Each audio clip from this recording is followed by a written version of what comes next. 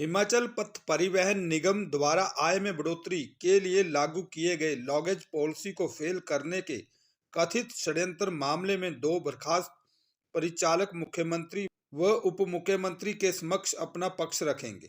Reckong Peo unit के बर्खास्त रवि कुमार व सुनील कुमार परिचालकों ने मीडिया से रूबरू होते हुए कहा कि उनकी कोई ऐसी मंशा नहीं थी कि सरकार की इस पॉलिसी का विरोध करें। अनुबंध पर सेवाएं दे रहे परिचालक परिवहन सेवा आचरण नियम कंडक्ट रूल अनुबंध सेवा नियम व निगम के सोशल मीडिया पॉलिसी के उल्लंघन के दोषी पाए जाने पर दोनों परिचालकों को प्रबंधन द्वारा बर्खास्त किया गया।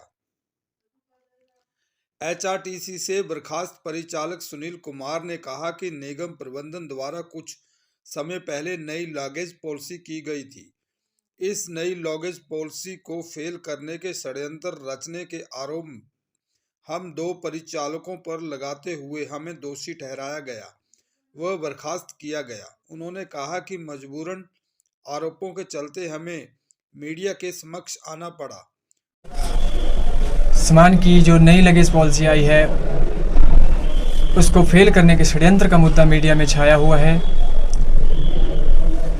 जिसमें कि इस मामले में रिकांगपिओ इकाई के दो परिचालकों को बर्खास्त कर दिया गया है और उक्त मामले में जो दो परिचालक बर्खास्त हुए हैं वो परिचालक हम दोनों हैं। आज बड़े दुख के साथ ना चाहते हुए भी मुझे मीडिया के सामने आना पड़ रहा है, क्योंकि अगर मैनेजमेंट मीडिया में इस तरह के आरोप हमारे ऊपर नहीं लगाता तो शायद हम भी मीडिया में नहीं आते। आपको पता ही होगा कि पिछले कुछ दिनों से मीडिया में एचआरटीसी की नई लगेज पॉलिसी जो कि आई है वह लागू हुई। उस दौरान निगम की छवि पर भी काफ़ी सवाल उठे और ऐसे कई मामले सामने आए जिससे निगम की आलोचना पूरे प्रदेश भर में हुई। हम भी इसी विषय को लेकर अपने व्हाट्सएप ग्रुप पर केवल अपने परिवार के सदस्यों के बीच यह चर्चा कर रहे थे, ना कि किसी ऐसे सार्वजनिक प्लेटफॉर्म पर इस बात को कर रहे थे कि जिससे जनता के बीच गलत संदेश जाता और निगम की छवि जिससे कि खराब हुई हो।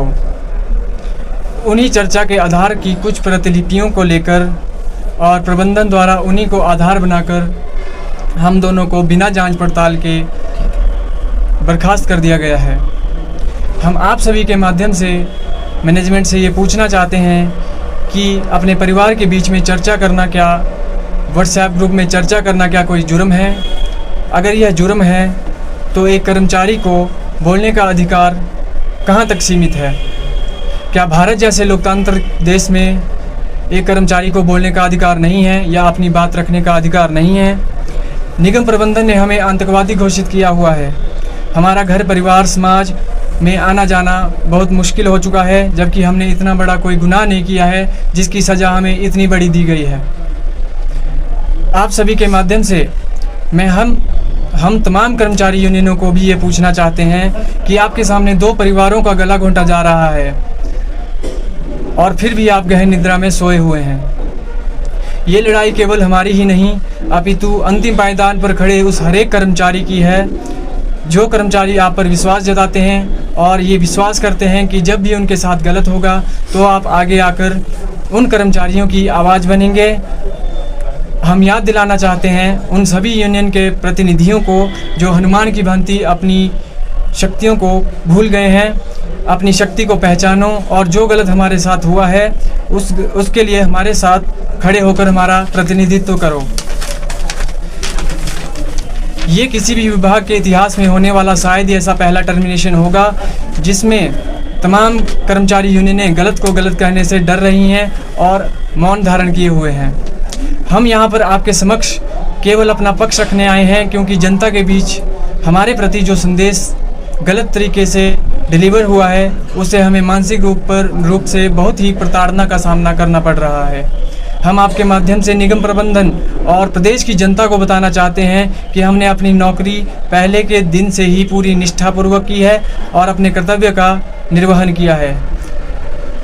लेकिन निगम प्रबंधन ने इसका सिला हमें टर्मिनेशन के रूप में दिया है। हमें उम्मीद है कि आप सभी के सहयोग से हमें हमारा हक मिलेगा और जो गलत कार्रवाई हमारे ऊपर इस मामले में हुई है उसमें हमें न्याय मिलेगा, जिसमें लिए गए निर्णय बिना किसी शर्त के वापस होंगे। और ये जो सारी बातें मैंने आपके सामने रखी, ये हमारा पक्ष था जो कि प्रबंधन द्वारा ना ही सुना गया और ना ही हमें उतनी तरजीह दी गई कि इन बातों को सुना जाता। जी, हम केवल व्हाट्सएप ग्रुप पर अपनी चर्चा कर रहे थे, जो कि एक सकारात्मक चर्चा, भारत स्वतंत्र देश है, यहाँ पे कोई भी व्हाट्सएप ग्रुप पर अपनी स्वतंत्र चर्चा कर सकता है। हमने ऐसा कुछ भी नहीं लिखा जिससे कि HRTC इतनी बड़ी संस्था की कोई पॉलिसी फेल हो जाए। केवल हम दोनों व्यक्तियों के बात करने से ही अगर इतनी बड़ी संस्था की पॉलिसी फेल हो जाए तो इतनी बड़ी संस्था के बारे में आप खुद अंदाज़ा लगा सकते हैं कि इतनी बड़ी पॉलिसी फेल हो जाने का कारण केवल हम दो कर्मचारी ही हो सकते हैं क्या? सर, जो ऐसी कोई बिल्कुल मंशा नहीं थी कि हम ऐसा करेंगे। हम अपनी एक सकारात्मक चर्चा जो भी पूरे दिन घटनाक्रम के बाद होती है केवल वही कर रहे थे और हमारा ऐसा कोई भी इंटेंशन नहीं था कि इसमें किसी भी तरह से हम किसी को बुरा भला कहें या इस तरह से बात करें और ये जिससे कि निगम की छवि खराब हो। हमें पता है हमारी रोजी रोटी निगम से चलती है और निगम ही की वजह से हमारा घर परिवार चला हुआ है, इसलिए हम कभी भी ऐसा कोई काम नहीं करते जिसकी वजह से निगम की छवि खराब हो। लेकिन जैसा कि आपने बताया कि इससे निगम की छवि खराब होने का आरोप हमारे ऊपर लगाए गए हैं, वो बिल्कुल ही बेबुनियाद और निराधार हैं, क्योंकि केवल एक व्हाट्सएप ग्रुप के चैटिंग किस हद तक निगम की छवि खराब कर सकती है। हमें प्रबंधन ये भी बताए कि इस चैटिंग से कितने लेवल तक किसी को हानि हुई है या ये मैसेज हमारा कितने बड़े प्लेटफॉर्म पर कितनी जनता के बीच में गया है, जो कि निगम प्रबंधन ने हमारे ऊपर इतना सख्त कदम उठाया है और हमारी नौकरी से हमें वंचित कर दिया है।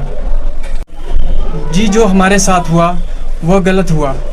गलत इसलिए क्योंकि हम एक पब्लिक ग्रुप में ना होकर एक प्राइवेट ग्रुप में अपनी चर्चा कर रहे थे, जो कि हमने किसी के बारे में ऐसी कुछ गलत बात नहीं कही थी। केवल चर्चा, एक सकारात्मक चर्चा उस विषय के ऊपर कर रहे थे, क्योंकि हम निगम के कर्मचारी हैं। हर रोज़ हमें इन उलझनों से लड़ना होता है, क्योंकि जब भी कोई पॉलिसी आती है तो उसका सबसे पहला प्रभाव जिस व्यक्ति पे पड़ता है वो निम्न स्तर का जो कर्मचारी होता है उसी पर पड़ता है। और हम अपनी फीडबैक जिस तरह से दे रहे थे उन्हीं बातों को आधार बनाकर, कुछ बातें ऐसी थी जिनको आधार बनाकर हमें टारगेट किया गया है, हम दोनों को ही टारगेट किया गया है। मुझे प्रदेश के उप मुख्यमंत्री और हमारे ट्रांसपोर्ट मिनिस्टर से भी पूरी उम्मीद है कि वो इस मामले में हमारी बात, हमारा पक्ष सुनेंगे और जो हमेशा कर्मचारियों के हितों की रक्षा के लिए आगे आते हैं, ऐसे माननीय मुख्यमंत्री जी से भी हमें पूरी उम्मीद है कि हमारी इस मामले में पूरी सहायता करेंगे।